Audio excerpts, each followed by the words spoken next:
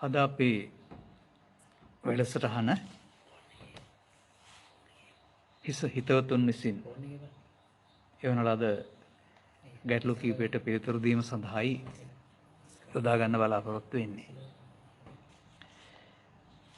එක් අය ඉදිරිපත් කරලා තියෙන එක ගැටලු සමස්තයක් වශයෙන් හැම දිනාටම අදාළයි, බොහෝ පැත්තක් නියෝජනය වෙනවා කියලා තමයි මට කල්පනා වෙන්නේ. එක් මහත්මයෙක් මේ වගේ අදහසක් ඉදිරිපත් කරනවා. මාගේ යාළුවෙක් අනිත් අයට කිව්වා ලෞකික පින් කරද්දී සංසාරේ දික් වෙනවා. ඒ නිසා ඒ පින් අනිත්‍ය වශයෙන් මෙනෙහි කරන්න කියලා. ඒ වගේම මළගිය අයට පින් දීලා කරන්නේ සංසාරේ දිග්ගසා ගැනීමක් කියලාත් කියනවා. මම මහා සංඝරත්නයෙන් අසා තිබෙන දේශනාවලට ඒ කියමන ගැලපෙන්නේ නැහැ. අනිත්‍ය වශයෙන් මෙනෙහි කරන්න දක්ෂකමක් තියෙන්නත් ඕන. එතනට අපව ඔසවා තබන්නේ අපි විසින්ම පුරුදු කළ ගුණ ධර්මයි. මේක කතා කරන්න තියෙන දෙයක්. ඔය පරලෝකීය ඥාතීන් සම්බන්ධයෙන් අපේ සමාජයේ තමයි මේගේ ඔක්කොටම පින් දෙන්නේ සහ බණ කියලා පින් දෙන්න හදන්නේ. ඥානසෝනි සූත්‍රයේ තිබෙන්නේ, එහෙම නැත්නම් නිර්කණ්ඩ සූත්‍රයේ තිබෙන්නේ, තිරෝකුඩ සූත්‍රයේ තිබෙන්නේ අදාළ තැන හිටියොත් ලැබෙනව, නැත්නම් නැහැ. පාලි භාෂාවෙන් කියන්නේ ඨානේකෝ බ්‍රාහ්මණකෝ උපකප්පතිනෝ අට්ඨානේ. මේ අදාළ තැන කියලා කියන්නේ මේ යන විට මවට පියාට දරුවන්ට ඉඩකඩම් වලට ආසාවෙන් මිය ගොස් ආපසු නිවසට එන්න පුළුවන් ඕපපාතික ප්‍රතිසන්දේවත් පරදත්තූප දේවියා. තිරෝකුඩ්ඩේසු තිට්ඨන්ති සන්දි සිංගාටකේසුච ద్వාර බාහාසු තිට්ඨන්ති ආගන්තාන සකංගරං. එයා ඉන්නවා ඇවිදින් ගෙදර අපට පේන්නේ නැහැ. ඒ අර ඇල්මෙන් මිය ගියා. එතකොට ඔවුන්ගේ සසර දික් කරන්න දෙයක් නැහැ. සසර දික් කරගෙන ගිහින් තියෙන්නේ. දැන් අපට පින්කමක් කරන්න පුළුවන් වුණාට ඔවුන්ට පින්කමක් කරලා සතුට වෙන්න පුළුවන් තැනක් නැහැ. නමුත් ඔවුන්ට අපි කරන පින්කම දකින්න පුළුවන්. මොදති කියන්නේ සතුට වෙනවා, අනුමෝදති කියලා දැකලා සතුට වෙනවා. එකෙන් සතර දික් කරන්නේ නැහැ. එකෙන් කරන්නේ මේ මිනිස්සයාට උදව් කරන එක එතනින් ඒ පින් අනුමෝදන් කරන් නිවන් යන්නෙත් නැහැ. ඒකත් තේරුම් ගන්න ඕන. බොහෝ දිනෙක එහෙම හිතන් ඉන්න පින් දුන්නාම කිලිම නිවනට යයි කියලා. ඒක ඕපපාතික ප්‍රතිසන්දියක්. ඒක පිනෙන්නේ අපේන ප්‍රතිසන්දියක්. නමුත් පින සිද්ධ කරගන්න බෑ. කවදා හරි මේ පිනෙන් සතුටටපත් වෙලා තව පින් දුන්නා සතුටටපත් වෙලා ඒක ගෙවෙන්න ඕන. කවදා හරි ප්‍රතිසන්දිය. ගෙවිලා ආයෙත් මෙහෙට ඇවිදින් මිනිස්සු වෙලා ත්‍රිලෝක සති ලක්ෂණේ තේරුම් අරන් සතර ගමන කෙලවර කරගන්නට අප්‍රමාදයේ වඩන්න ඕනේ. ඔය අප්‍රමාද වඩන්න කියලා දෙනෙක් නැහැනේ පරදත්පෝ ජීවි ලෝකේ හරි කොහේ හරි. ඉතින් එතකොට ඒ අය සඳහා තථාගතයන් වහන්සේ මේ සූත්‍ර දේශනාවල අනුදැන වදාරලා තියෙන දෙයක්. පුඤ්ඤානි පරලෝකස්මින් පතිත්තා හොන්ති පාණිනම් කියන්නේ ඒකනේ. මේ පරලෝකීය ඥාතින්ට උදව් උපකාර කරන්න කැමති නම් පින් දෙන්න කියලා තියෙන එකට එරෙහිව කතා කරන්නේ කොහොමද? ඒ නිසා ඒ මියගිය ඥාතීන් අනුමෝදන් විය හැකි අය තමයි අදාළ තැන ඉන්නේ. ඒගොල්ලන්ට මේ වැඩේ කරන්න ඕන. අපි පින් දුන්නයි කියලා ඔවුන්ගේ සතර දික් වෙන්නේ නැහැ. ඔවුන් එතන සතරටපත් වෙනවා. ඔවුන් මෙහෙන් ගිහින් තියෙන්නේ සතරට. ආපහු මෙහෙ එන්න වෙනවා අයගොඩ එන්න. එතකොට එතන තිරෝකුඩ සූත්‍රය අනුව ගත් කළ නම් අපි ඔය දෙවියන්ට පින් අනුමෝදන් කළාට දෙවියෝ කියලා කියන්නේ පින් උපන් අය, දෙවියන්ට පින් තියෙනවා, අපේ පින් ඕන නැහැ කියලා මම කල්පනා කරන්නේ. රටේ පුරුද්දක් වශයෙන් ලෝකේ පුරාම දෙවියන්ට පින් අනුමෝදන් කළාට තථාගතයන් වහන්සේ වදාරන්නේ නැහැ ඒ පිළිබඳව. මොකද ඔය කියන විදිහට මේ අනුමෝදන් වෙන්න ඕන නම් දැන් අර දැනගෙන සතුටු වීම කියන වචනේ ගන්නකො අනුමෝදිත කියන එක. එහෙනම් ඒ තිරෝකුඩ සූත්‍රයේ ඉන්න අය දන්නේ පින දැකලා පින්කම දැකලා සතුටු වෙන එක. එහෙනම් දෙවියන්ටත් අනුමෝදන් වෙන්න නිකම් බෑ, දැනගෙන සතුටු වෙන්න වෙනවා. දැනගෙන සතුටු වෙන්න ඕන නම් එහෙනම් ගයක් ගන්න, පන්සලක් ගන්න, දේවාලයක් ගන්න, දෙවියන්ට යන්න වෙනවා පින් එකතු කරන්න. මේවෙන් මම පෙන්නන්නේ අපේ අය කොච්චර මෝඩද කියන එකයි. අනිත් කාරණාව තමයි මේ ලෞකික පින් කරද්දී සංසාරේ දික් වෙනවා කියන කාරණාව තේරුම් ගන්න ඕනේ. පුණ්‍ය කිරිය වත්තු නැත්තම් දාන සීල භාවනා මොකටද දේශනා කරලා තියෙන්නේ? ආයුවන්නෝ සුඛං බලං. මිනිසුන් අතර පැවිද්දේ දෙවියන් අතර ආයු වර්ණ සැප බල තමයි පුණ්‍ය විපාක. ඕක ඕනේ. ඒක අතහැරලා හරියන්නේ නැහැ. පව් විපාකත් එක්කලා මේක කරන්න බෑ. ඒ නිසා පුණ්‍ය විපාකයේ අවශ්‍ය නැත්තේ නෑ, පුණ්‍ය විපාකයේ අවශ්‍යයි. නමුත් පින් කරලා කරන්න ඕන කාරණාවක් පිනෙන් ප්‍රතිඵලයක් වශයෙන් ලැබෙන එකක් නෙවෙයි නිවීම කියලා කියන්නේ. ඒක ධර්මයේ තේරුම් ගැනීම තුළ ප්‍රතිඵලයක්. එතකොට ඒක තේරුම් ගන්න ඕන එහෙමනම් මේ සසර සැප ලබන්නට අවශ්‍යයි දෙවියන් අතර හෝ මිනිසුන් අතර ඉපදුනහම ආයවර්ණ සැප බලට පුණ්‍ය විපාකයක් තමයි තියෙන්නේ. එහෙනම් ඒක දේව භූතස්සපි ගිහි භූතස්සපි පබ්බජිතස්සපි උපකාරානි පුඤ්ඤානි කියලා තියෙන්නේ. දාන සීල භාවනා කියන මේ තුන් පුණ්‍යක් ක්‍රියා මිනිසුන් අතර දෙවියන් අතර ආයවර්ණ සැප බල රූපී බඹලෝ නම් බඹලෝපන්ත බලපාන එකක් තමයි මේ පුණ්‍යක් ක්‍රියා කියන්නේ. මේ දාන සීල භාවනා තුනින්ම සසරෙන් කෙලවර වෙන්නේ නැහැ කාගේවත්. ඒක සසරට පින සසරට. මතක තියාගන්න.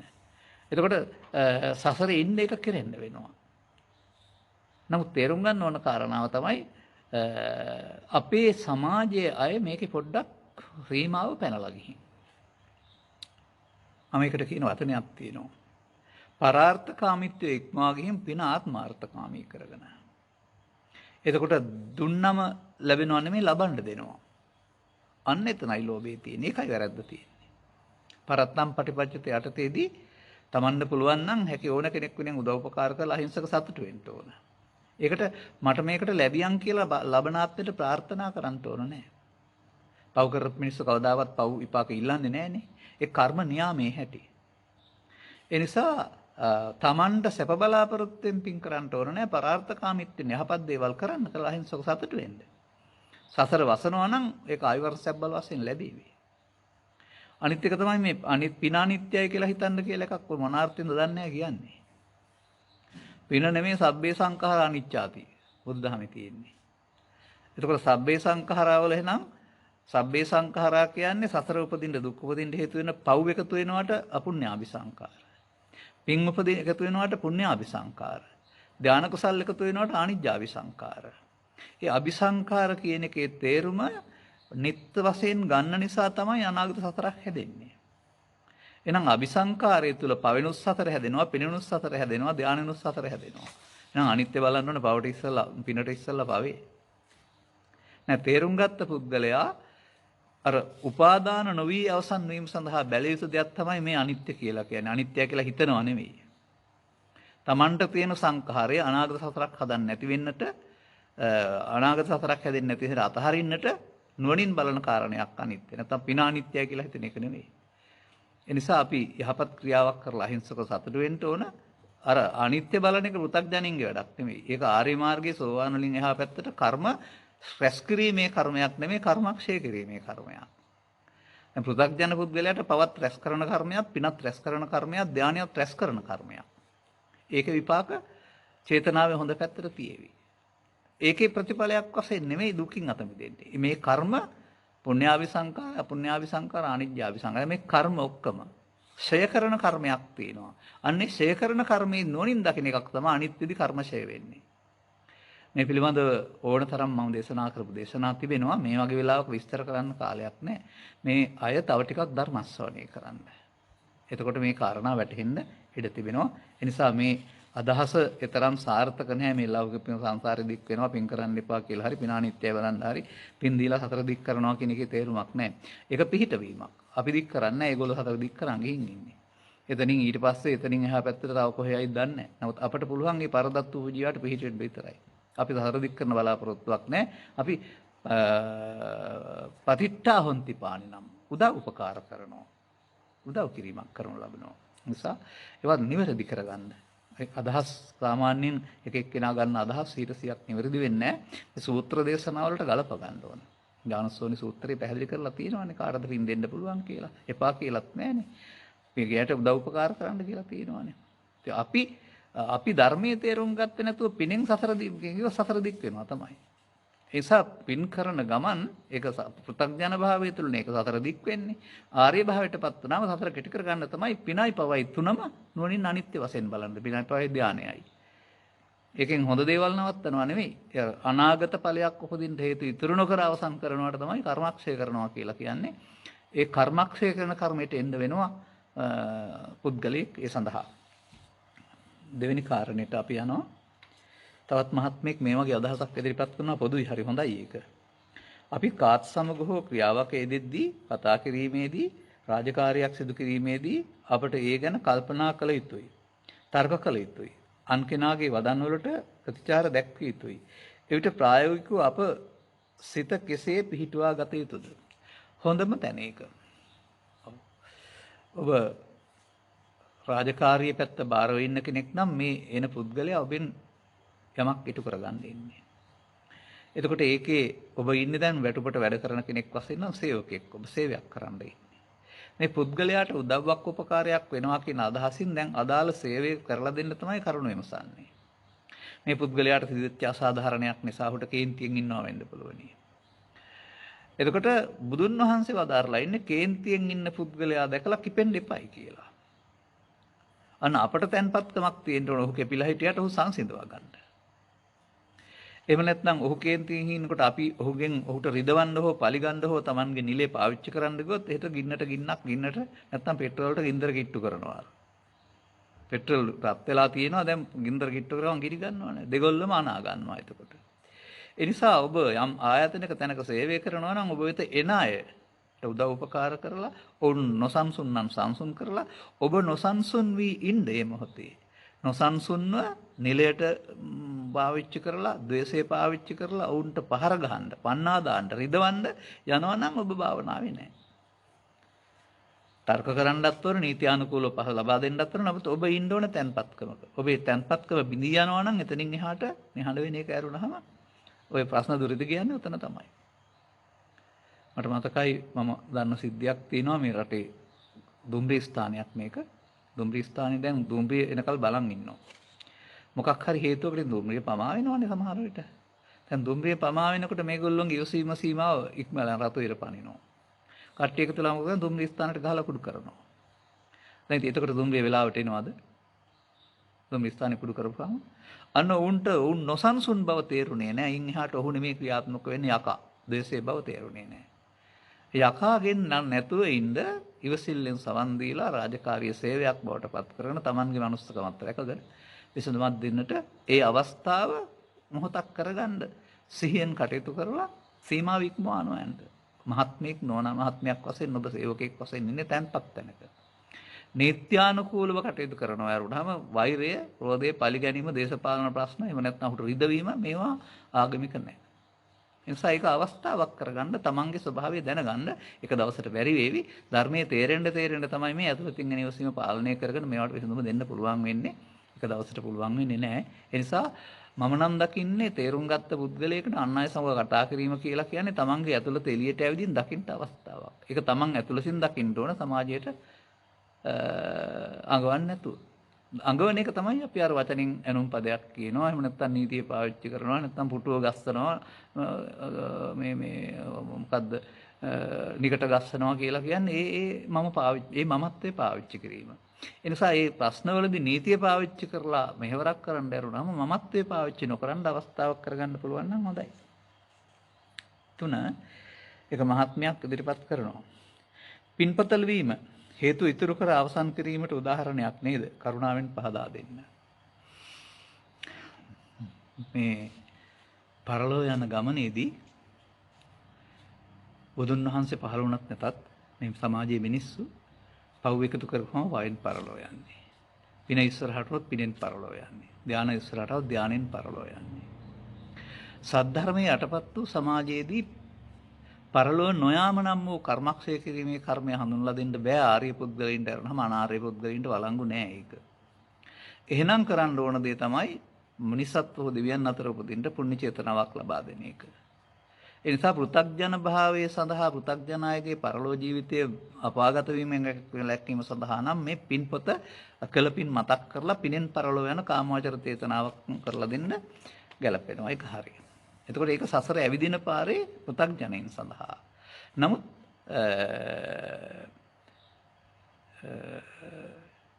අපි ඒකට කියන නකුලපිත සූත්‍රය කියලා. නකුලපිත සූත්‍රයේ නකුල මාතාව නකුල පියතුමා අසනීප වෙලා පරලෝ යන්න හදන වෙලාවේදී ඔන්න ධර්මයේ තේරෙන අයට දෙන්න ඕන අවවාදය එතන තියෙනවා. මම මේක ධර්ම දේශනාවක් වශයෙන් මේ වුණට කරලත් තිබෙනවා. මාකෝ ගහපති අපෙක්ඛ සාපේක්ඛෝ කාලක්‍රියාය. ගෘහපතිය සාපේක්ඛෝ කියන එකේ තියෙන අපේක්ෂා බලාපොරොත්තු තණ්හා සහිතව කාලක්‍රියා කරන්න එපා. දුක්ඛං ගහපති සාපේක්ඛකෝ කාලක්‍රියාය. කාලක්‍රියා කිරීම දුකක්. ඒ වගේම ගරහිතෝ භගවතා සාපේක්ඛකෝ කාලක්‍රියාය. බුදුන් වහන්සේ මේ තණ්හාව තියාන කාලක්‍රියා කරන එක ගරහලා තියෙන්නේ කියලා. එහෙනම් එතන උගන්වන්නේ එහෙමනම් එතනින් එහා පැත්තට අර තව එකක් ගන්නවකොට අපි මරණ සති සූත්‍රය කියන එක. ඒකේ කියනවා ද්විතීය මරණ සතියෙහි කෙනෙකුට ජීවිතයේ දවල් කාලය තුල රාත්‍රී කාලය තුල ගෝණසෙක් සර්පයෙක් පත්තෑයෙක් හිකනලෙක් කාලා එහෙම නැත්නම් වාතයක පිරලා නැත්නම් ආහාර විසවීමකින් මරණයටපත් වෙන්න පුළුවන් ඕන වෙලාවක. ඒ වෙලාවට කළ පව් තිබුණොත් පරලෝ යන එක පවෙන් තමයි යන්න වෙන්නේ. ඒ නිසා ඒ වෙලාවට පවෙන් පරලෝනව යන්න පවයින් කරන්න මරණ සතිය වඩන්න කියලායි තියෙන්නේ. ඒ නිසා මේ ඔබතුමිය මතක් කරපු කාරණේ හරි ඒක ඉතුරු කර සසර ගමනක් යන්න පාරක් මේ පෙන්වන්නේ. නමුත් ආරි සත්‍ය ඉස්මතු වෙනකොට පරලෝ යාම නෙමෙයි උගන්වන්නේ අරමුණ. මොකද ලෝකේ තියෙන ඔක්කොම බාහිර ලෝකේ වෙනම තියෙනවා අපේ හිතේ අරමුණේ තියෙන්නේ. මේක දෙකක් වශයෙන් හිතාගෙන ඉන්නේ නැහැ අපි එතන එකක් කියලා.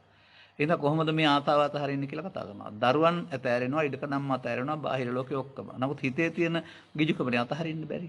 දරුවන් අතහරින්න ඕනේ නැහැ ගිජුකම අතහරින්න තමයි උගන්වන්නේ අරමුණේ. ඒක කලක් තිස්සේ පුරුදු කරපුවාම ඇස් දෙක පියා ගන්නකොට අරමුණේ ලෝකේ නැත්තම් ඉන් එහාට යන්න නැහැ. ඒ නිසා ඒක පරලෝ නොයාම. ඒක තමයි බුදු සමයෙන් උගන්වන්නේ.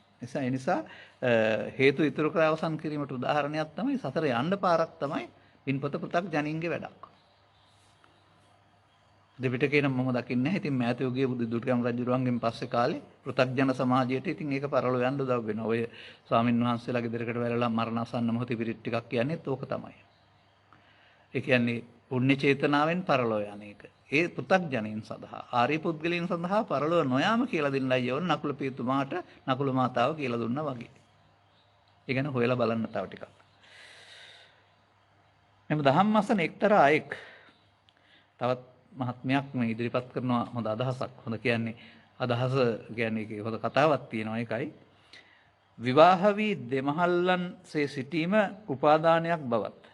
විවාහ නොවි තමන් කැමති අයවරුන් සමග තෙවන සිල්පදයේ පරිදි ජීවත් වීම උපාදානයෙන් තොර බවත් තරයේ දක්වනවා.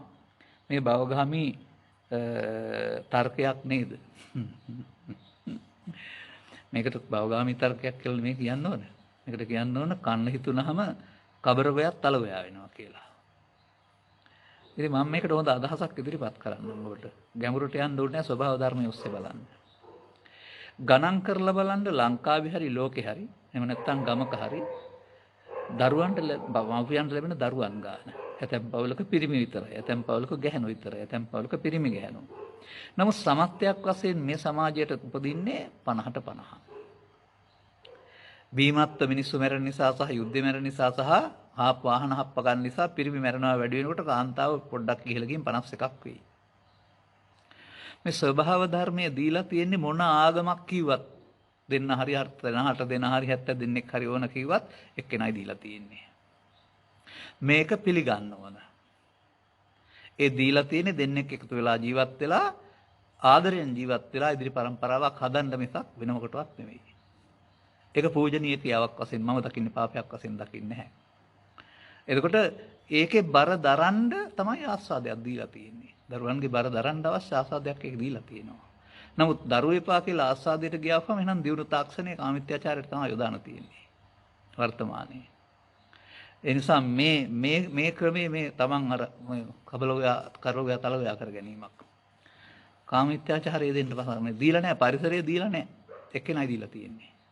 ඒ එක්කෙනාගෙන් එක්කෙනා සමග සතුටින් ජීවත් වෙලා ඒකෙත් සසර ගමනට ආදීනවත් වෙන උපාදානෙන් මිදෙන්න බලනවා හැරුණාම අර හවුලේ ජීවත් උගදී ජීවත් වෙනක උපාදානයක් තැන් තැන් වලට ගිහින් අර අහුවෙන ගහට දුනක චූ කරනවා වගේ ගියාම ඒක හොඳ වැඩක් කියලා මොන මෝඩයද කියන්නේ මේම තකතිරු මෝඩ තර්ක මේවා මතක තියාගන්න කවුරු කිව්වත් මම ගණන් ගන්න එපා ඒක තමන්ගේ වාසියට හදාගත්ත එක ඔය මම අහලා තියෙනවා ඔය මේ පොලිසි නීති පොතේ තියනවලු 60 70 අතර වගන්ති වගේක් හිතවත් නම් පුංචි පැවණිල්ලක් දාලා නිදහස් කර හැකියි. අහිතවත් නම් ලොකු කරලා හිරේ දාන්න පුළුවන්. මේකට කියන්නේ මේ ගොරක දඩමස් කරනවා දඩමස් ගොරක කරනවායි කියලා. දැන් දඩමස් අරන් ගියත් හිතවතෙක් නම් ඒක තිබුණේ ගොරක කියලා නිදහස් කරන්න පුළුවන්. අරන් ගියේ ගොරක නම් අහිතවත් කෙනෙක් නම් දඩමස් තිබුණේ කියලා හිරේ දාන්න පුළුවන්. ඒ වගේ මේ දෙපැත්තට නිම තමන්ගේ වාසියට කටයුතු කරන එකයි මේ පැහැදිලිව ප්‍රදර්ශනය කරන්නේ කවුරු වුණත් තේරුම් ගන්න.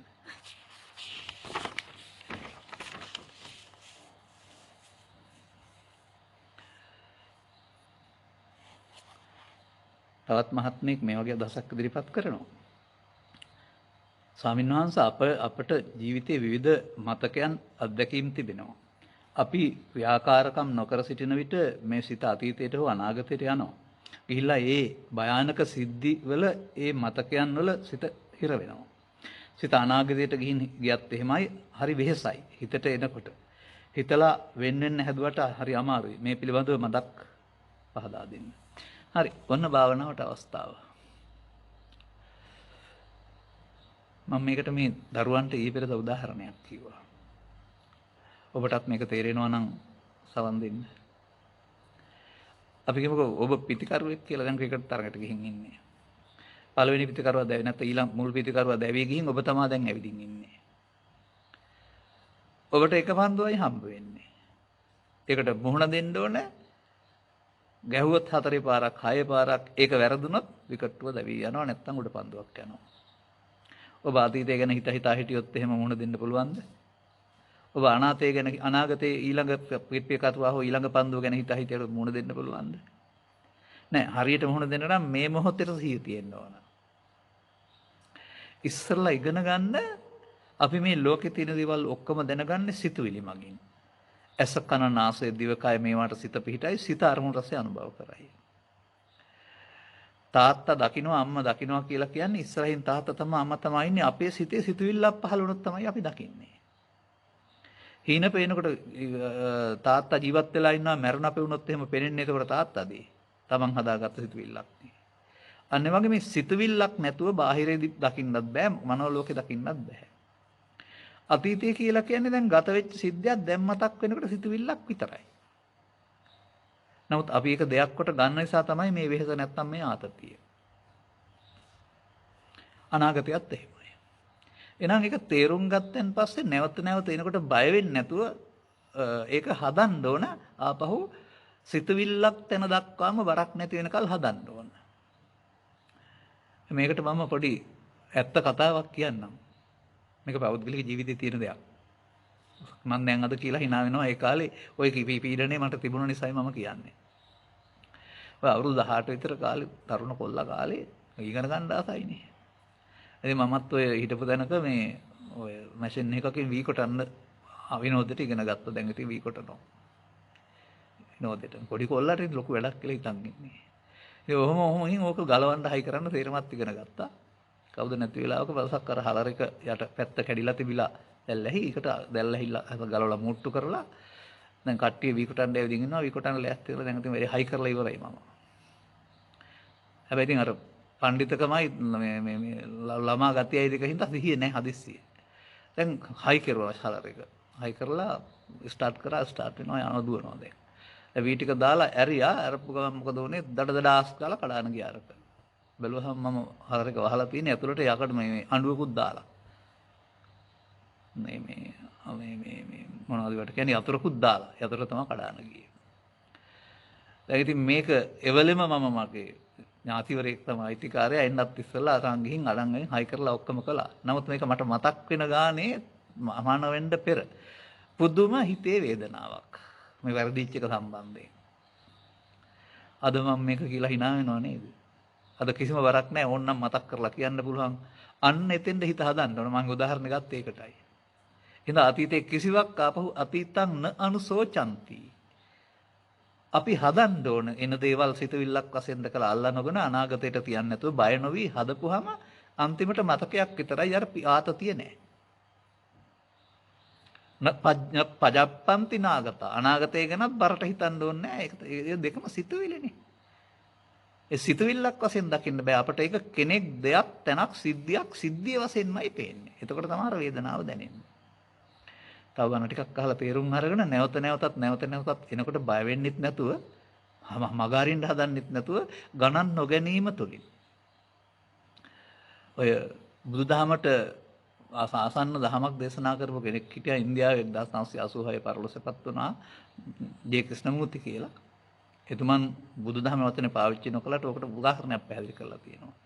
Tamanට ගැටලුවක් ආවම මගහරින්නෙත් නැතුව ඇලෙන්නෙත් නැතුව සමීපව බලන් ඉන්න කියලා. එතකොට ගණන් ගත්තෙත් නැත්නම් මගහරින්න හැදුවෙත් නැත්නම් ටිකකින් Tamanට හොඳින් අමතක වෙලා යනවා. මමකට හොඳ කතාවක් කියන්නම් මෙහෙම. ඔය අම්මා හරි තාත්තා හරි මිය ගිහින් දැන් ඉතින් ශෝකයෙන් ඉන්නවා කවුරු හරි දුවේ පුතේ. ඉතින් අපි ශෝකේ සංසිඳවන්න බණ කියන්න යනවා. අයා පැත්තකට වෙලා අනේ මට පොඩ්ඩක් නිස්සබ්දව ඉන්න දෙන්න කියලා මොකෝවත් කල්පනා නොකර ඉන්නවා ගෙට ගිහින්. තව ටිකක් වෙලා යනකොට ආපහු වෙන්නේ ඉබේම අමතක වෙලා. එහෙනම් මේකෙන් මගාරින්න ගියොත් හරි එල්ලෙන්න ගියොත් හරි මේක පස්සෙන් පන්න හොල්මනක් වගේ. ගණන් නොගැනීම තුලින් සිද්ධිය ආපහු සිද්ධියක් නෙමේ සිතුවිල්ලක් බවට පත් වෙනවා. එතකොට ඒකේ බර අයින් වෙනවා. නැවත 10000 වතාවක් හරි හදලා හදන්න ඕන. ඒකයි කරන්න ඕන කාරණාව. මේ ආයත පමණක් නෙවෙයි ඕන කෙනෙකුට මගේ උදාහරණය මට හොඳට අත්දැකීම් තියෙන නිසා කියලා කියන්නේ ඇස් දෙක පොඩි වෙලා ගිහින් හදවත දෑවීගෙන යනවා ඒ වෙච්ච වැරද්දට. එදා අද ඉතින් මම මෙහෙමත් මෝඩකම් කරලා තියෙනවා කියලා හිනා වෙනවා. අන්න ඒකයි ඇත්ත.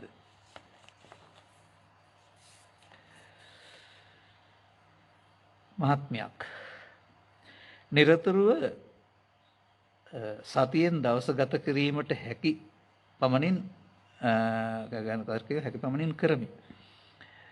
වර්තමාන අරමුණ පැමිණීමේදී එය කුමන සිතුවිල්ලක්ද යන්න අවබෝධය ඇතිවේ. සිත පිට යන අවස්ථාද ඇත. විවාහ වන වයසේ දරුවන්ද ඇත. වෙනම යෝගී ජීවිතයක් ගත කිරීමට කැමැති වූද දරුවන්ගේ කටයුතු නිමව නොකර එසේ නොකළ යුතු බව ඔබ වහන්සේ වදාළ බව දනිමි. නමුත් එම කාලය එන විට මම වයසට ගොස් නේද? මින් ගැලවෙන්නේ කෙසේදයි පහදා දෙන්න. ඉතින් මම කිව්වේ දැන් අර ඉස්සලා කෙකටතරකේක මේ වන්දුවකට ඕර 6ක් තිබුණට ඕර 50ක් තිබුණාට එන්නේ එකයිනේ හැම වෙලාවෙම. ඒකටනේ මුණ දෙන්න ඕන. ඉතින් ඔබතුමියට හව තවත් කෙනෙකුට දැන් මේ මොහොතේ ආයි පස්සේ නෙමෙයි වෙනම යෝගී ජීවිතයක් ඕන නැහැ. ඔය කටයුතු කරන ගමන්ම පංචද්වාරයෙන් එන ඒවට මුණ දීලා අර අතීතයෙන් එන ඒවා හදන්න විවේක තියෙනවා නම් මනෝද්වාරයෙන් එන්න ආරින්න. යෝගී ජීවිතයක් කියලා අරමුණු වෙන්නේ නැත යනකට ඉන්න හදන්න එපා. අපේ රටේ හිතන් ඉන්නේ ඒක තමයි. මම ඒක කියලා දෙන්නම් මේ මොහොතේ. අපි ළඟ අරමුණු වලට රැවටීම තුළ ඉතුරු කරගත්තා වූ රහසක් තියෙනවා. මේක ධර්මයේ උගන්වන්නේ තණ්හා අනුසය කියලා. තණ්හා අනුසය ඇතිතුරු පංච උපාදානස්කන්ධය හට ගන්නවා කියන එකමයි ඒවම්පි තණ්හානුසය 97 නිබ්බන්තති දුක්ඛං ඉදම් පුනප්පුනං කියලා කියන්නේ. හරිද? එතකොට මේ අනුසය කියන කාරණාව ඇවිදින් ප්‍රහාණය වෙන්න ඕන අනුසය නොතබා ඉවර කරන්න ඕන. නමුත් මේක බුදු සමයේ විදර්ශනා විතරයි කරන්නේ. ඔය බුදුන් වහන්සේ පහළ වෙන්න පෙර කර්මස්ථාන වචනේ පාවිච්චි කරපු භාවනාවේදී අනුසයට පහර ගහන්න බෑ.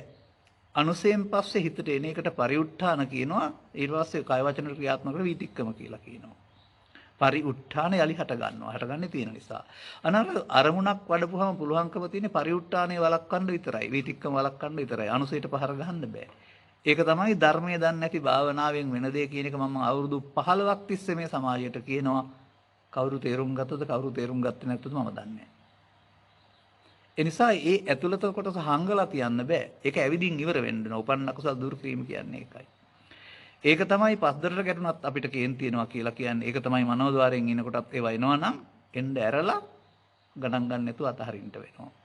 එන්න ඇරලා අතහරින එක උපන්න කුසල දුරු කිරීම පස්සේ ගන්න තියන්නේ නැති. ඒක නූපන්න කුසල නූපදීම මේක එක මොහොතේ සිදුවෙන කරුණක්. ඒ නිසා අපට අරමුණු දුකක් ගන්න ඕනේ. අපි මේ සසර මේ මොහොතේ තමයි අතීතයෙන් ඇවිදින් වර්තමානයේ විඳ අනාගතයට තැබීම සිදු වෙන්නේ මේ මොහොත තුල අරමුණ තුල. බුදුරජාණන් වහන්සේ මහා රුක්ක සූත්‍රයේ සංයෝජන සූත්‍රවල පෙන්වලා තියෙන්නේ ආය දර දාන්න එපා ගින්න නිවන්න නම්. පහන නිවන්න ඕන නම් අදිරයට තෙල් වැටිය දාන්න එපා කියන වචනෙන් පෙන්වන්නේ වර්තමාන ස්කන්ධ පංචකේ උපාදාන වීමිය ගියොත් අනාගත උපදින්න හේතු තිබ්බා. උපාදාන නොවීම යානයකට තමයි පංච උපාදානස්කන්ධය අනිත් දුක්ඛ අනාත්ම වශයෙන් බලන්න කියලා තියෙන්නේ. මේක මෙතෙන්ට සමීප වෙන්න ඔබේ අවබෝධය. මම මේක සමීප කරගෙනයි කියන්නේ ඉන්න තැන කියන්නේ. අනිත් අයටත් මේක වචනෙන් ගත්තට අවබෝධ වුණාම තේරෙවි වෙන්න ඕන කාරණාව. අපි මේ සසරේ කරන්නේ මොකද්ද පු탁ජනය වශයෙන්? සසර හදන එක කරන්නේ. පව් අල්ලගෙන රැස් කරනවා, පින් අල්ලගෙන රැස් කරනවා, නැත්නම් ධානය අල්ලගෙන රැස් කරනවා, සසර හදනවා. ඒ කියන්නේ ෆේල් අපි. බන්දුවට දැවි යනවා කරන්නේ. එක්ක උඩ පන්දුවට දැවි යනවා නැත්නම් විකට්ටෝ දැවි යනවා. නමුත් ඔය මොහොතම තමයි පන්දුවට පහර දෙන්න පුළුවන් 4ක් නැත්නම් 6ක් වදින්න. අන්න වගේ වර්තමාන මොහොත අල්ලා නොගැනීමෙන් ජයග්‍රහණය ලබන්න පුළුවන්. එහෙනම් සුන්දර අවස්ථාවක් මේක. මම මේකට කියන්නේ නැකත කියලා. නැකත හැම මොහොතෙම යෙදෙනවා. තේරුම් ගත්ත පුද්ගලයාට නැකත යොදා ගන්න පුළුවන්. නැකතට පොල් හිටියුවා කියනවනේ. මේ උල් හිටියුවා කියන ගලකත්තර ස්වාමීන් වහන්සේලා. අන්න ඒ වගේ ජයග්‍රහණය කරන්න යොදා ගන්න පුළුවන්. හැබැයි තේරෙන්න ඕන. වර්තමාන මොහොත ඇසෙන් කනෙන් නාසයෙන් දිවෙන් කයෙන් උදා වෙන විට පරණ පාරේ යන්නේ නැති වෙන්න අතීතයේ ඇවිදින් ඉවර කරන්න අනාගතයට නොතියා ඉවර කරන්නට තරම් එතකොට දැන් කටයුතු කරන් යන්න. එතකොට දරුවොත් ලොකු වෙයි දී ගත්තා. ඊට පස්සේ එතකොට සෑහෙන සිත සංසුන්. ඊට පස්සේ අද මේක නොකර ඉන්නව නෙමෙයි අදත් කරන්න පුළුවන්. අද මේක කරන්න බෑ පස්සේ කරනවා කියන ආකල්පින් ඉපා පස්සේ කියලා දවසක් කවදාවත් මේ ලෝකේ ඉන්නේ නැහැ. මේ ලෝකෙට තියෙන්නේ වර්තමානයේ විතරයි සක්‍රියව සජීවීව මේක මම විතරක් කියන දෙයක් නෙමෙයි මේක ඇත්තක්. අපි අතීතය ගැන කල්පනා කරුවට අනාගතය කල්පනා කරුවට හැමදාමත් වර්තමාන මොහොත විතරයි ලෝකේ තියෙන්නේ හැදෙන්න හරි නැහෙන්න හරි. මේක තේරුම් ගත්තාම මේ මොහොත මග අරින්නේ නැහැ ප්‍රඥාවන්තයා. ගිහි ජීවිතය ගත කරන තවත් මහත්මියක් අහන්නේ අපි එදිනෙදා ජීවිතය ගත කරගෙන යාමේදී ඇතිවන යම් යම් සිද්ධීන් නිසා අපේ සිත් කෙලෙස් සහිත ස්වභාවයක් හටගනී. ඉතින් එලෙස කෙලෙස් රැස් නොවන විදිහට අපේ සිත සකස් කර ගැනීම උදෙසා අප කළ යුතු වන්නේ කුමක්ද? ඒ සඳහා අප කිසියම් භාවනා ක්‍රමයක් ප්‍රගුණ කළ යුතුද? අපේ සිත කර්ම රැස් නොවන ලෙස හැඩගස්සන්නේ කෙසේද? බණ අහලා තේරුම් ගන්නවා. බණ අහන්න ඕන කියන්නේ ඒකයි. බණ අහන්න නැතුව භාවනා කරන්න බෑ කියන්නේ මම ඒකනේ. මේ වර්තමාන මොහොත කෙනෙකුගේ ස්කන්ධ පංචකය ඇහෙන් කනෙන් නාසයෙන් දිවෙන් ක්‍රියාත්මක වෙන හැටි තේරුම් ගන්න පුළුවන් නම් කෙලෙස් සහිත ස්වභාවය කියන්නේ බණ තේරෙන්න ඉස්සලා අපි හදාගත්ත මෝඩකම. අර මගේ කීරෝ රුක්කෝපම සූත්‍රය මතක් කරගන්න. අවුරුදු 15ක් ගත වුණාම රබර් ගහක් හරි දෙල් ගහක් හරි කොලයක්වත් කැඩුවේ නැත්නම් කිරි පේන්නේ නැහැ. කිරේරියක් අරන් ගිහින් මේකේ පස්පලකට කෙටුවත් පස්පලෙන් මෙන්නේ ගහ ඇතුලේ කිරි තියෙන නිසා. මේ උපමාව මොකද්ද? ඇහැ කන නාසය දිවකය පස්පල රූප ශබ්ද ගන්ධ රස කිටේරි පාර. මේක වදිනකොට තමන්ගේ හිත ඇතුලේ තියෙන කුණු එන්නේ තියෙන කල් එන්න ඕන. ඔක හංගන්න බෑ. අවඋපන්න කුසල් කියලා කියන්නේ. ඒක ආවහම දැක්කහම ඒක ඉවර වුණාම තමයි සැනසෙල්ල තියෙන්නේ. තමයි ඔය ඔකට තියෙනවා මේ කඳුළු සලමින් බ්‍රහ්මචර්යාව උපරනවා කියලා සූත්‍ර දෙකක තියෙනවා මම ඒක. මට මේව මතක් වුණේ ඔය වචන විතරයි. භික්ෂුව තේරුම් ගත්ත කෙනා. එතකොට වෙන කර්මස්ථානයක් වඩලා හරියන්නේ නැහැ. ඒක ඇවිදින් ඉවර වෙන්න ඕන හංගගත් එක. මේ මොහොත ඉදිරියට තියනවා කියන එකේ තේරුම මම ඕක ලේසියෙන් හරින්නේ නැහැ මම හොඳ වැඩක් කරන්නම්කෝ මටත් වෙලාවක් අන්න ඒ වැරද්ද ඒක තමයි මමත්වයේ ක්‍රියාව කියන්නේ. එතන ඉවර කරනවා කියන්නේ එහෙම නොකරන එකට. මේ අතීතය කියලා කියන්නේම ඉස්සරහට තියපුවා. කුඩා කාලේ ඉස්සරහට තියපුවා තමයි අද අපට වද දෙන්නේ. අද තිබ්බොත් ආයෙ පස්සේ එනවා. නැවත උපදිනවා කියන්නේ ඒක තමයි. නැවත උපදින්නේ තිබ්බොත් ඉදිරියට. එහෙනම් නැවත තියන්නේ නැත්තම් උපදින්නේ නැහැ නේ. ඉතින් නැවත උපදීම නැති කරන්න මොකද කරන්න ඕන? නැවත තියන්නේ නැතුව ඉවර කරන්න ඕන. ඕක තමයි සූත්‍ර දේශනාවල උගන්වන කාරණාව. 아무තුවෙන් කර්මස්ථානයක් ගන්න ඕන නැහැ. හදාගත්ත දුක් ටික තියෙනවා ටික ටික තුනී වෙලා යාවි. අලුතෙන් හදන්න නැතුව ඉන්න. ඒ නිසා එතන දියුණු කරගන්න ඕන. තමන්ගේ වෘත්තීය කටයුතු වගකීම් මේ කිසිවක් කොහර හරින්න බෑ. ඒ සේරම කරන ගමන් මේක අධ්‍යාත්මික කටයුත්තක්. ඒ නිසා තේරුම් ගත්තහම තමයි මේක තේරෙන්නේ. නමුත් මේ වැඩේ කරන්න පුළුවන්න්නේ පුතග්නයින්ට නෙමෙයි මතක තියාගන්න. මේ විදර්ශනා කියන එක අයිති වෙන්නේ මේ අප්‍රමාදය කියන එක අයිති වෙන්නේ පොතේ තිබුණාට අප්‍රමාද අමත පදන් කියලා අප්‍රමාද වෙන්න කියලා රටේ තොටේ යායට කීවට මට සූත්‍ර ගණනාවක හම්බ වෙනවා රහතන් වහන්සේලා අප්‍රමාද වෙන්න ඕනේ නැහැ වෙලා ඉවරයි. ඒ කියන්නේ හැම දිනාටම අප්‍රමාද වෙන්න ඕන කියලා මම නොකියමි කියලා වදාරනවා. කීටගිරි සූත්‍රයේද කොහෙද මන් දන්නේ. උන් කරගෙන ඉවරයි. නමුත් සෝවාන් සිට හරහත් දක්වා ආයට අප්‍රමාදය තව කරන්න තියෙනවා කියලා තියෙනවා.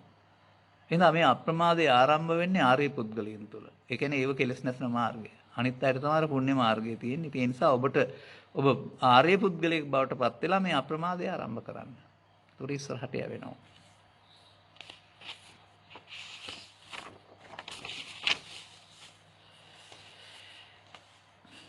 තවත් මහත්මයෙක් මේ වගේ ප්‍රශ්නයක් අහනවා. ස්වාමින් වහන්සේ සින්දුවක් අහන විට සින්දුවේ තාලයට කකුල බිමට තට්ටු කිරීම යනු ශබ්දාරමණ උපාදානය කර ගැනීමක්ද? උපාදානය නොකර සින්දුවක් අහන්න බැරිද? ඒකසේද? උදේ අසන සින්දුවක් එදා දවස පුරාම කනේ දෝංකාරය දෙන එක සාමාන්‍ය දෙයක්. උපාදානය වීමක් නිසාද එහෙම එදා දවස පුරාම හිත එසෙන්නේ. ඔය මටත් ඔය මේ ගාථා එහෙම හිටපු ගමන් කියවෙන හතුරක් ආපුවම සමහර විට ළමා කාලේ පාඩම් වෙච්ච ගීපදයකුත් කියවෙනවා. නමුත් මේක තරම් බරපතල දෙයක් වශයෙන් හිතන්න එපා. සතුට අපට අවශ්‍යයි. ගීතයේ බලෙන් ඉල්ලුවේ නැත්නම් ඇහුනහම ඉතින් ඉවරයි ඉවරයි. ආය ඇහුනොත් ආයෙත් සතුට වෙන්න පුළුවන් කමක් තියෙනවා. මන් දන්නේ ඉතින් මේ තට්ටු කරන එක හරිද නැද්ද කියන එක සතුටක් විඳින්නට කාර්යයක් නෑනේ නේ. ඉතින් මේකේ ගන්න ඕන කාරණේ ඔය ගීතයක් වශයෙන් නෙමෙයි. ඇහැට කනට නාසයට දිවට කයට උපදින අවස්ථා තුනක් පෙන්නනවා බුදුදහමේ. කාම විතර්ක, ව්‍යාපාද විතර්ක, විහිංසා විතර්ක. කාම විතර්ක කියන එකේ තේරුම ලෝභය. ව්‍යාපාද විතර්ක කියන එකේ තේරුම ද්වේෂය. විහිංසා විතර්ක කියන එකේ තේරුම ඊට එහාට ගිය ක්‍රියාමාර්ගයක් ගන්න එක. මෙන්න මේ තුනේ තමයි උපාදානය තියෙන්නේ. නැත්තම් මම ඉන්නේ. එහෙම නැත්තම් අනිත් ඒවායි මේ ගීතයක් අහන එක ඉස්සලා අතහරින්න හදන්නේ නැතුව ඉස්සලා ද්වේෂය අතහරින්න. මොකද ද්වේෂය දැනෙනවානේ. මේවා පස්සේ අතහැරෙවි ඉස්සරහට. දැන් මම ඕන්නම් මෙහෙම කියන්න මට ඔය 89 92 3 කාලේ වගේ ටිකක් මේ ධර්මයේ හොයන කාලේ තරුණ කාලේ ඔය මේ ටීවී එකේ දින නාට්‍ය දිහා බලන් හිටියා මම සමහර වෙලාවට. අදත් ටීවී තියෙන ඕනතරම් මං ගාව. හැබැයි බලන්න මොකක්වත් මට රීවැ නැහැ නාට්‍යවල. මගේ ධර්ම දේශනා කරුණාම ප්‍රවෘත්ති ටිකක් කරුණා වෙන බලන්න જાති නැහැ. සමහර වෙලාවට ඒ වුණාට ඔය මේ පැරණි රසාලිප්ත අවස්ථාවන් තියෙනවා මේ අපි දන්නේ නැති අතීතයේ මතු කරන යම් අයගේ අත්දැකීම්. ඒවා විවේකයක් තියෙනවා නම් බලන් ඉන්නවා කියන්නේ ඒක බලන් ඉන්නවා විතරක් නෙමෙයි. ඔබට මේක තේරෙනවා නම් ඔබට තේරුම් ගන්න පුළුවන් නම් ඔබ මේ යම් සිද්ධියකදී හොයන්නේ එළියේ තියෙන එකක්ද සිත ඇතුලේ තියෙන එකක්ද කියලා අන්නේ කෑදර හිත හොයාගන්න. මේක ගීතයක් අහනකොටත් පුළුවන්, චිත්‍රපටයක් නරඹනකොටත් පුළුවන්, පාරේ යනකොටත් පුළුවන්. ඕන වෙලාවක ඉස්සරහා තියෙන එකේ නෙමෙයි මේ කෑදරකම Taman ළඟ තියෙන කියලා ඒක දැක්කම ඒක අයින් වෙලා යනවා. එහෙමයි ඕකේ ඇත්ත සිද්ධිය. එහෙනම් තේරුම් ගත්ත පුද්ගලයාට වර්තමාන මොහොත නැටුම ගැයීම වැයීම ඕන එකක් Taman දෙක ගන්න උදව්වක්. ගේ ජීවිතයේ සිට ආර්ය මාර්ගයේ වැඩිම සම්බන්ධයෙන් යමක් දැන ගැනීමට උවමනයි. දවසේ වැඩ කටයුතු කරන අතරතුර සිතට නැගෙන සිතුවිලි ඒ ආකාරයෙන් දකින්න මම උත්සාහ කරනවා. තරහවක් නපුරු සිතුවිල්ලක් වැනි දෙයක් සිතට ආවිගස ඒ තේරුම් අරන් එහි නැති වී යාම මම දකින්න පුරුදු වෙලා ඉන්නවා. ඒ ඇරෙන්න භාවනාවක් වෙනම කාලයක් වෙන් කරගෙන කරන්නේ නැහැ. යම් කර්මස්ථානයක් වැඩිවීමට පුරුදු වෙලා සිටියත් ඒවා తాවකාලිකව අරමුණු යටපත් කිරීමක් යයි දැනගත් නිසා ඒවා අතහැර දැම්මා. මට පින්වත් ස්වාමින් වහන්සේගෙන් දැනගන්නට හැකිනම් අපට සුදුසු සරල භාවනාවක් දවසේ වෙන් කරගත් වේලාවක වඩන්නට දෙන්න බොහොම පිං. ආයෙත් ඔබ කර්මස්ථානයක් වඩන්න ඉල්ලනවා. වෙන් කරගත්ත වෙලාව මොකටවත් නෙමෙයි කරන්න ඕන. ඔබේ ඇඟේ සීනි නැත්නම්, gedarathare කරදරයක් නැත්නම් වැටෙන්නේ නැති වෙන්න ඉඳගෙන හරි නිදිමත නැත්නම් දිගා වෙලා හරි පස්දර දැන් අක්‍රිය වෙනවා. දැන් කෙලින්ම හිතේ තියුවා එනවා. අන්නේ මනෝද්වාරයෙන් එන දේවල් දිහා බලාගෙන ඒවා මොකද කියන්නේ ඔබට? ඒවා ඔස්සේ පන්නන්න පරිගන්න කියනවාද මේවා වර්තමානයේට ඇවිදින් අවසන් කරන මකරකට බවට පත් කරගන්නවා. ඔය මකරකට මම පුංචි කාලේ අත්තගෙන් අහපු කතාවක්. මේ තියෙන තැනක් නෙවෙයි ඒක. ඔය මේ කරදියෙන් නිලව යනවා කියලා කියන්නේ. ඒ කියන්නේ මුහුදට යන ඔක්කොම ටික බුලත් ගෙම්බ සේරම ටික ගිහිල්ලා මකරකටකින් දැවි යනවලු ඉවර වෙනවා කියලා පෙන්නනවා. තියෙන එකක් නෙවෙයි ඒක. ඒ වගේ මේ අතීතයේ ඇවිදින් අවසන් කරන්න පුළුවන් අවස්ථාවක් තමයි වර්තමානයේ කියන්නේ. එහෙනම් විවේක වේලාවට කරන්න ඕන මනෝද්වාරයට මුහුණ දීලා එන්න ඇරලා අතහරින එක. 아무තෙන් මොකක් ගන්න එපා එන්න අරින්න. ඒ මොකක් හරි ගත්තත් අරක වහන්න අර හදන්නේ. ඒ අර ඔබ බයයි අර හිතේ තියෙන වේදනාව එනවට. ඔය ඇවිදින්ම ඉවර වෙන්න ඕන. අනිත් වෙලාවට ඔබතුමා කියපු මේ කාරණේ තමයි ප්‍රසාදයට ගැටෙද්දී එන දේ වහාම සංසිඳව ගන්න. ඒ කියන්නේ සංසුන් බව ඔබ ළඟ තියෙන ඇත්ත ස්වභාවය නොසන්සුන් බව කියන්නේ මායя. ඒ මායයට ඉඩ දෙන්න එපා. රාජකාරියේදී හරි දරුවෙක් ඉස්සර හරි ඕනෑම මොහොතක ඊතා ඉක්මනින් ඒකෙන් මිදෙන්න ඒක තමයි ඔය ද්වේෂය අනිත්‍ය බලනවා කියලා කියන්නේ. වතු පිටි වල ඉඩකඩම් වල කෙස් වල අනිත්‍ය බලන්න යන්නේ නැතුව ලෝභක්කය, දේශක්කය, මෝහක්කය, සංඛාරයන්ගේ අනිත්‍ය බලනවා කියන්නේ අල්ලා නොගැනීමෙන්. එතකොට ඒක ඇවිදින් යනවා අනාගතයටත් නොතිය අවසන් වෙනවා. ඔය වර්තමාන මොහොත පාවිච්චි කරන්න පුළුවන් අනාගතේ නොතිය අවසන් කරන්න. ඒ නිසා මම නම් කාටවත් කර්මස්ථාන දෙන්නේ නැහැ. නිදිමත නැත්නම් කවුරුත් දන්නේ නැත්නම් දවල් හරි රාත්‍රී හරි ඕන මොහොතක මනෝද්වාරයට මුහුණ දීලා මේ එන එක සිහියෙන් නිදිමත වෙනවා නම් වැඩි කරන්න යන්න එපා. එනම් බැරුව යනවා. ඒ නිසා ඒක ඒ අයට සිහි වැරුණාම හොඳට පේනවා මේ එන දේවල්. ඒක මුලින්ම ඕක 100%ක් අහුවෙන්නේ නැහැ. ටිකක් විනාඩියක් දෙකක් තුනක් හිතවිල්ල ඔස්සේ යයි. විනාඩි 5ක් 10කුත් යයි. හිත ඇතුලින් කවුරුහත් එක්කලා බැනගන්නේ නැත්නම් මෙහෙම කරනවා කියලා හිතයි. නමුත් ඕක ඉවර වෙනවා. ඉවර වුණාම අන්න තේරෙනවා දැන් ඒක ඉවර වෙලා තමයි සිහිය ආවේ කියලා. ඊළඟ එකක් ඔස්සෙත් යයි. මෙහෙම ඇවිදින් ඉවර වෙනකොට ටිකක් එන්න කාරණා අඩු වෙනකොට අපූර්වට තැන්පත් බවක් තියෙයි. අමුතුවෙන් ආය සමාධියක් හදන්න ඕනේ නැහැ සංසුන් බවක් තියෙයි. ඊට පස්සේ එතන ඉඳගෙන අනිත් වෙන දේවල් වලට අවසානය දකින්න ඉඩ අරින්න. මේක තමයි මට ත්‍රිපිටකය තුල පෙන්වලා තියෙන කර්මස්ථාන නැත්ත විදර්ශනාව. මේ ඕනේ සූත්‍රයක් තුල මම දකින්න දේ මේ කියන්නේ නැත්නම් හදලා කියන එකක් එහෙම නෙවෙයි ආ. ඒ නිසා ඔබ මේ පිළිබඳව අවබෝධමත් වෙන්න ධර්ම දේශනා කියලා කියන්නේ මේ කාරණා කියලා දෙන එක.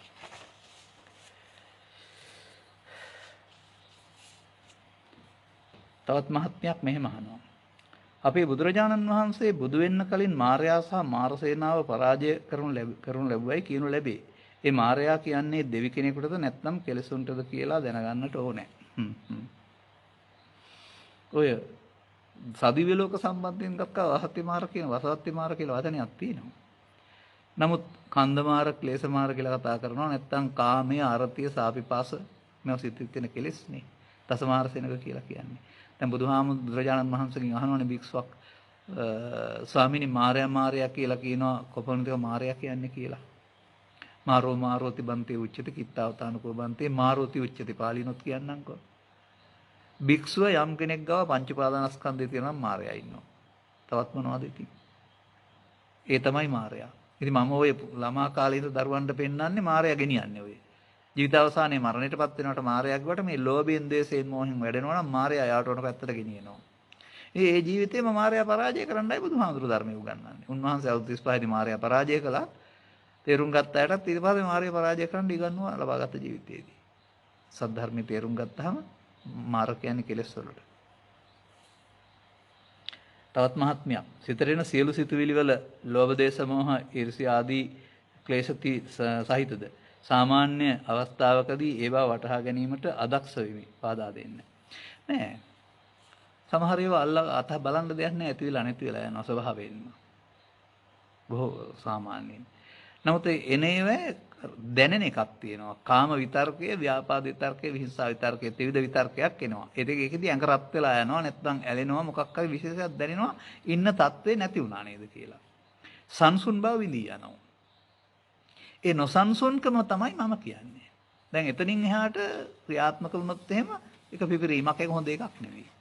බුදුන් වහන්සේ වදාරන්නේ වහාම ඒක සංසිඳව ගන්න. නාදි වාසේති පජහති විනෝදේති බ්‍යන්ති කරවති අනභවං ගමේති පාලියෙන් පෙන්නනවා ප්‍රහාණය වෙන්නේ එහෙමයි කියලා. ඒ නිසා කලබලයක් නැති වෙයි හදන්න දෙයක් නැහැ ඇවිදින් යයි. ඔය බස් එකක ඉඳගෙන ඉන්නකොට ගමනක් යනකොට වාඩි වෙලා ඉන්නකොට අපි වාඩි වෙලා ඉන්නවා. විදුරෙන් පිට බලන් හිටනවා දිගටම සේරම එනවා. එකක්වත් අල්ලගන්න බෑ යනවනේ ආවා වගේ. ආවා වගේම පහු වෙනවා. අන්න ඒ වගේ එන සිතුවිලි යන එක ස්වභාවයෙන් තියෙනවා. ඇලීජ එකක් තමයි පොඩ්ඩක් නවත්තලා බලන්න හදන්නේ. ඒක අපිට දැනෙනවා. ලෝභ, දේශ, මොහ දැනෙනවා. ඒක රත් වෙනවා. හරි මොකක් හරි මොන වෙනස් වෙලා යනවා. හරි. ඒ ගැන සැලකිලිමත් වෙන්න. හැම එකෙම හදන්න දෙයක් නැහැ. කාම විතර්ක, ව්‍යාපාද විතර්ක, විහිංසා විතර්ක තුන උපදින කොටයි බුදුහාමුදුරුවෝ භාවනා කරන්න කියලා තිනවා. හංගන් ඉන්න කියලා හැම නැහැ. සෝවාන් පුද්ගලයෙක් මේ ගොස් ඊළඟ භවයේ තවත් මහත්මයෙක් අහන්නේ භවයක මිනිස්සත් භවයක ඉපදුනහොත් ඔහුට එතෙන් සිට ලබාගත් අවබෝධය දියුණු කර ගැනීමට අනිවාර්යෙන් ධර්මය හමු විය යුතුද? නැතිනම් පෙර ලබාගත් අවබෝධය ඇසුරින් નિરાයාසයෙන් දියුණු කර ගැනීමට හැකි වෙනවාද? අපි කියමුකෝ මෙහෙම. කෙනෙක් රියදුරු බලපත්‍රය අරගෙන අවුරුදු 30ක් 40ක් පදවන්න නැතුව ඉන්නවා. ඔහුට වාහනයක් හම්බ වෙනවා. ආධුනිකයට වගේ ඉස්සරහා බලලා බ්‍රේක් පාන් බලන්න ඉගෙන වම් බලලා කල් යනවාද පුරුදු වෙන්නේ. ආධුනිකයන් නම් ඒ සේරම හුරු වෙන්න වෙනවා. ආයාට විනාඩි 5ක් 10ක් යන්නේ අතෙන්ට එන්න. මොකද අර පුරුදු වෙලා තිබෙච්ච නිසා. මේක තියෙනවා ජාතසෝතාපන්න කියන වචනෙකුත් මේ.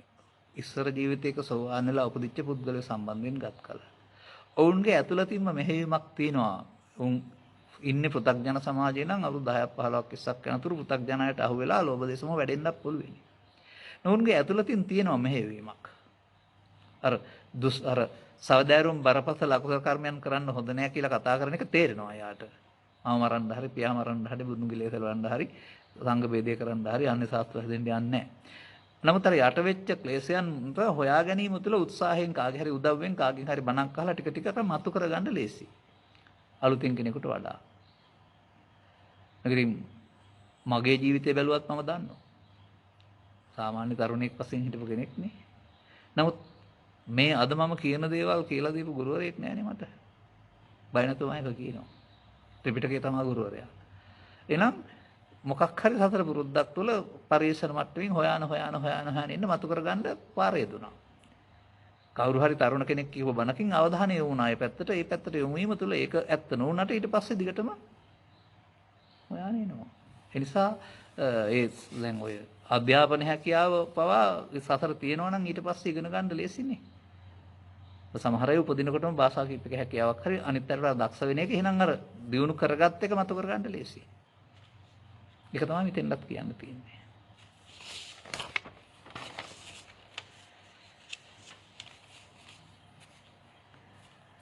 තාත් මහත්මයෙක් මෙහෙම අහනවා. සිත ගවේෂණය තුළ කුමන විනිශ්චයකට පැමිණියත් ඒ සිත තුළ හට ගන්නා සිතුවිල්ලක් පමණක් වෙනවා නේද? ඒ යනු නැවත මත සමග ධම්මයක ගැටි ලෝකයේ බිහිවීමක් ලෙස දැනෙනවා. අවසානයේ සිතේ පරිසරය බාහිරයෙන් බොහෝ වෙනස් නාඳුනන තත්වයක් ලෙස හැඟෙනවා. මෙසේ බලන කල ඇස කන නාසය දිවකය වනින් ගන්නා සියලු අරමුණු ව්‍යාකූල මිත්‍යා තත්වයන් නේද? මමත් ලෝකයේ දක්නා පැවැත්ම බොහෝ විහිළුවක් නේද? සිත මගින් බිහි කරන ලෝකය සිතේ මූල තත්වයකට වඩා බොහෝ වෙනස්. එසේනම් සිතුවිල්ල සත්‍ය නොවනවා නේද? ලෝකය හා සිතද මේ ආකාරයෙන් නොපවත්වනවා නොවේද? ඔව් සිත කියන එක අසුරු ගසන කෙනෙක් වෙනස් වෙන කාරණයක්. ඒක ආගම් ભેදකින්තර ලෝකේ වන කෙනෙකුට ක්‍රියාත්මකයි. නමුත් මේ සිතට එන දේ අල්ලා ගැනීම කියන කාරණය මිනිස්සු කරන වැරද්දක්. ඒක තුල තමයි සිත ලෝභ දේශ මොහ රැස් වෙලා අපිට වද ගෙනත් දෙන්නේ. එතකොට අන්තිමට උපන්න කුසල් දුරු කිරීම කියලා කතා කරන්නේ මේ අල්ලාගත්ත කාරණා ටික අතහරිනකොට අර සරල සිත සංසුන් සිත ඉතුරු වෙනවා.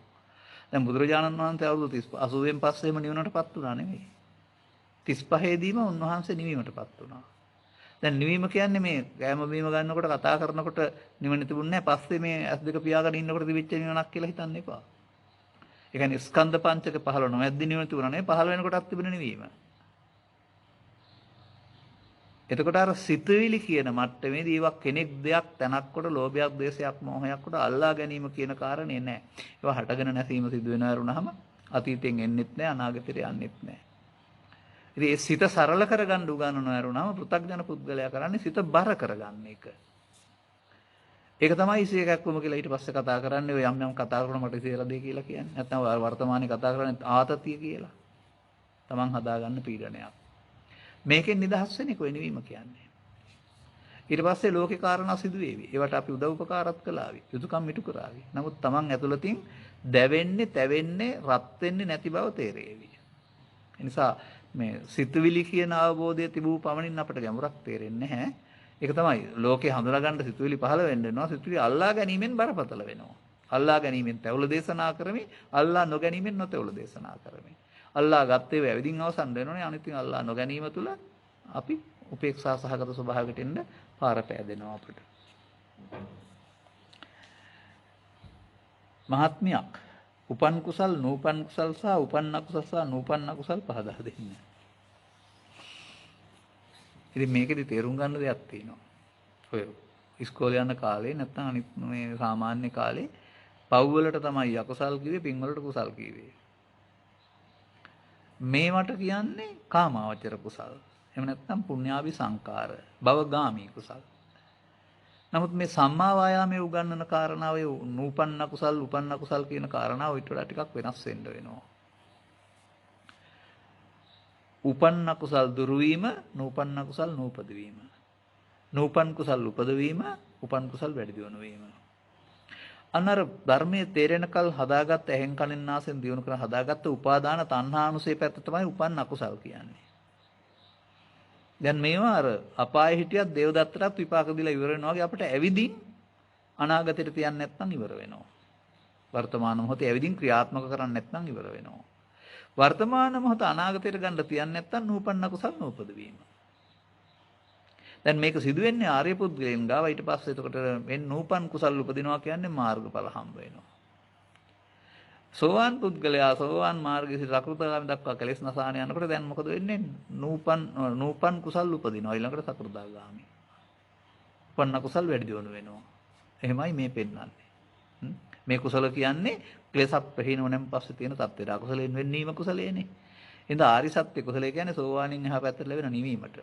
ඉතින් එතකොට ඒක සෝවාන් සිට රහත් දක්වා මොකද වෙන්නේ? නූපන් කුසල් උපදිනවා. උපන් කුසල් වැඩි දියුණු වෙනවා. වැඩේ කරනවා නම් අර ක්ලේශපක්ඛයන් ප්‍රහීන වෙනවාට කියනවා උපන්න කුසල් දුරු වෙනවා, නූපන්න කුසල් නූපදිනවායි කියලා.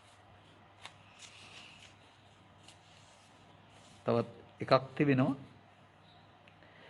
මහත්මයෙක් මෙහි වගේ ප්‍රශ්නයක් අහනවා. ගිහි ජීවිතය තුළ ආර්ය සංඝ භාවයට පත් වූ කෙනාට ලැබෙන්නේ මොනවාද?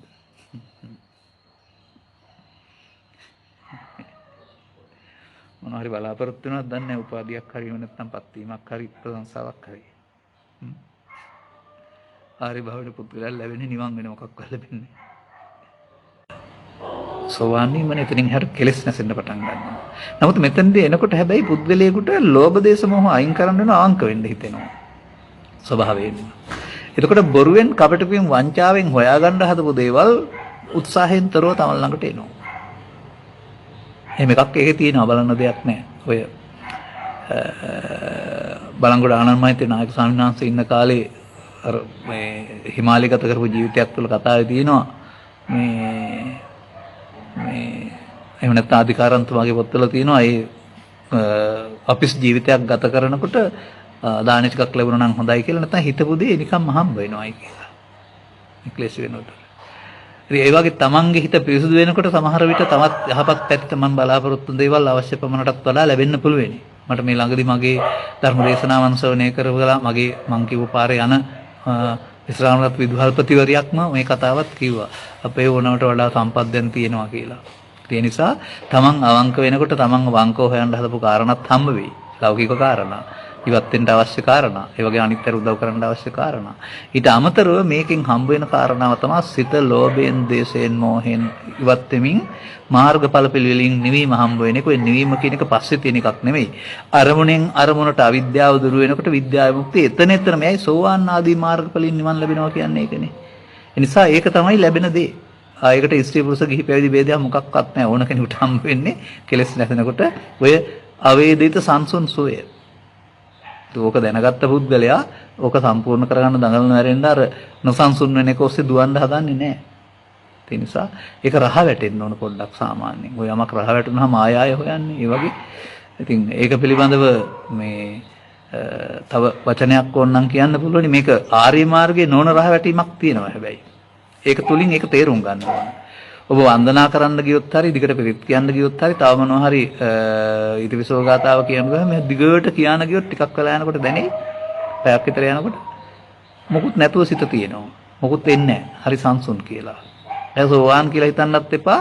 මේ ඒ අර අරමුණු වෙන්නේ නැතුවම සිතේ සනසිල්ලක් තියෙනවා කියන ඉගෙනීම විතර ඉගෙන ගන්න. දැන් ඔය සනසිල්ල තියෙන්නේ අර තණ්හානුසය ඈත් වෙච්ච නිසා, කෙලෙස් ඈත් වෙච්ච නිසා. නැත්නම් ඒවා ඉවර වෙලා නෙවෙයි. ටිකක් වෙලා යනකොට ආයෙ එන්න ගන්න තියෙන නිසානේ. අර තණ්හානුසය ඉවර කරන්න ඕන භාවනාවෙන් ඊට පස්සේ උතන ඔහොමම තියෙනවා. ආයෙ වැහෙන්නේ නැහැ. ඒවයි ඒවම්පි තණ්හානුසය තණ්හක්කය කියලා කියන්නේ මේකනේ. අනුසය ප්‍රහාණ කියලා පෙන්නන්නේ. එහෙනම් දුක් ගෙනත් දෙන හේතුව අයින් කරන් පස්සේ දුක නැති උතනක් තියෙනවා. ඒක ටික ටිකපත් වෙන්නේ එතෙන්ට. ඒ නිසා ජීවිතය තුළ නිවන් සැප විඳින්න උගන්න බුද්ධ ආගමක්. මැරිලා නිවන් සැප ලබන්න එකක් නෙවෙයි. නිවන් සැප ලැබුණාම මැරෙන්නේ නැරුණාම මැරුණාම උපදිනවා. මැරිලා නිවන් සැප ලබනවා නෙවෙයි. තේරුම් ගන්න. ඒක ආර්ය පුද්ගලයා ටික සාක්ෂාත් කරගන්නවා. නිවන් අවබෝධ කරනවා කියන්නේ ඒකනේ. ඒක Tamanට ප්‍රත්‍යක්ෂ වෙන දෙයක්. එහෙමකක් තියෙන බව. තවත් එකක් තියෙනවා ආනාපාන සති භාවනාව වඩන්නේ නැතිව විදර්ශනා පමණක් වැඩිමෙන් සෝවාන් ඵලයටපත් විය හැකිද? විදර්ශනාව තමයි භාවනාව. ආනාපාන සති කියන එකේ විදර්ශනාව තියෙනවා. නමුත් ඔය ඔබ කියන ආනාපාන සති විදර්ශනාව නෑ. ඔබ හිතන් ඉන්නේ නාහේ දිහා බලන් ඉඳලා ඇතුළු වීම පිටවීමට සිහි ආනාපාන සති කියලානේ. කතමංච බික්කේ ආනාපාන සති කියන එකේ බලන්න ගිහින් ඊට පස්සේ කියවලා ගිරිමානන්ද සූත්‍රයේ කොච්චර තියෙනවද කියලා. විමෝචනං චිත්තං සරාගං චිත්තං අන්තිමට නික්ලේශී තැන දක්වා පෙන්ලා තියෙනවා. ඒක ඉතින් ඔය ආනාපාන සති කියන වචනට එහා හොයන්න වෙන කාරණයක්. මේක මේ ආනාපාන සති කියන වචනෙන් වහලා තියෙන ඊට පස්සේ මොකද වෙලා තියෙන්නේ මේකට කියන්නේ මහා අවුලක්. ඒ නිසා ධර්මයේ තේරුම් ගන්න පුළුවන් නම් ස්කන්ධ පංචකය අනාත්මය බලන එක තමයි නිද මාර්ගය. ආනාපාන සතිය ඕන නැහැ. ආනාපාන සතිය ඔබ කියන එකෙන් කරන්න පුළුවන් දේ තමයි බලෙන් මහන්සි වෙලා කෙලස් ටික තියාගෙන සිත සම්සුන් සමාධියක් හදාගත්තේ. අර කෙලස් ටික ඔක්කොම තියෙනවා. නමුත් සමාධියක් හැදෙනවා. සමාධියේ ඉන්නකොට කෙලස් එන්නේ නැහැ. මොකද අර සමාධිය කියන එකේ අර අනුසය යට වෙලා පරිඋත් ทาน සහ විතික්කම වෙන්නේ නැති නිසා. නමුත් අනුසය ඉතුරුයි. තේරුම් ගන්න. ඉතින් ආනාපාන සති කියන වචනේ මේ විස්තර කරලා තියෙන කාරණාවේදී මට මහ අවුලක් තියෙන. ඒක විස්තර කරලා තියෙන ආකාරයෙන්. තාමත් මම ඒක හොයනවා. ඉතින් ඒ නිසා ඒ ගැන අලුතින් කියන්නේ හොයලා තේරුම් අරගෙන පැහැදිලි කරනවා හරුණාම ඔය මොකක්ද ඒකට කියන්නේ අවුල් ජාලාවක් වුණ එකෙන් බණ කියන්න යනවට වඩා අවුල් ජාලාවක් නැති තැන් තියෙනවා සූත්‍රවල. අප්‍රමාද සූත්‍රය කියලා වෙනම එකක් තියෙනවා. ඒකේ කරන්න ඕන භාවනාව හොඳටම තියෙනවා. ඒ වගේම සුතවන්ත සූත්‍රයේ පැහැදිලි කරලා තියෙනවා මේ පුද්ගල හතර දෙනෙක් සම්බන්ධයෙන් අනුසෝතගාමී පටිසෝතගාමී. මේ පුද්ගල දෙන්න විවරණය කරනකොට අවශ්‍ය ධර්මය හම්බ වෙනවා. අන්න එහෙම ඔය සූත්‍රේ නැතුවට අපිට ධර්මයේ තියෙන සූත්‍ර තියෙනවා. ඒවෙන් අපි පැහැදිලි කරලා තියෙනවා. මේකත් අපි බලමු निराකරණය කරගන්න තව ටිකක් එහාට. ඒ නිසා ධර්මයේ තේරුම් ගත්තොත් විදර්ශනාවට යන්න පුළුවනි. නමුත් ධර්මයේ තේරුම් ගන්න නැතුව ආනාපාන සතිය වල නිකන් විදර්ශනාවට හරවන්න එහෙම බෑ.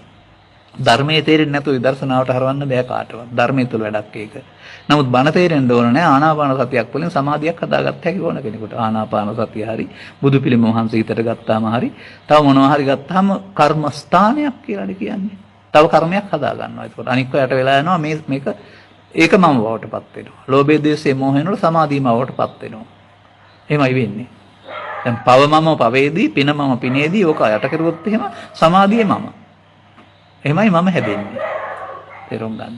හරි එහෙනම් පැයම සම්පූර්ණ වුණා හරියටම හැම දිනාටම මේ කරුණු පැහැදිලි කිරීම තම තමන්ගේ දැක්ම පුළුල් කරගන්නට යහපතක් වේවා. අනුගමනීය ප්‍රතිපදාවට යන්න ලැබේවා කියලා ප්‍රාර්ථනා කරනවා.